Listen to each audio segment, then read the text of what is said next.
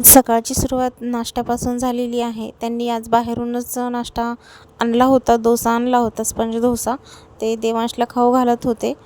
मग तो जरा मोबाईल बघत बघत खातो. असं तर सतवतो, पण मोबाईल वगैरे दिल्यास थोडंफार खातो. त्यानंतर दुपारी मी त्याच्यासाठी ज्यूस बनवत होते, ॲपल ज्यूस.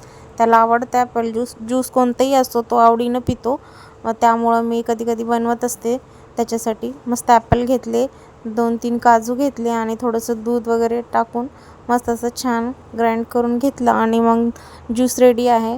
खूप छान लागतं, खूप टेस्टी आणि पौष्टिक पण आहे. त्यामुळं कधी अधूनमधून करत असते मी. इकडं बघा, रुद्रांश आता बसायला लागला आहे. ते फक्त 6 महिन्याचा आहे. 7वा महिना लागला आहे त्याला. तर एवढ्या लवकर ॲक्टिव्ह झाला आहे ना तो, एवढा ॲक्टिव्ह आहे. बसायला लागलं आहे, चांगलं कळतं आहे त्याला. आत्ता स्वतःच उठून बसतो आहे. त्यानंतर मग आज गच्चीवर गेले होते, लसूण काढत बसले, मस्त असं व्ह्यू एन्जॉय करत करत. तर भेटू पुढच्या ब्लॉगमध्ये.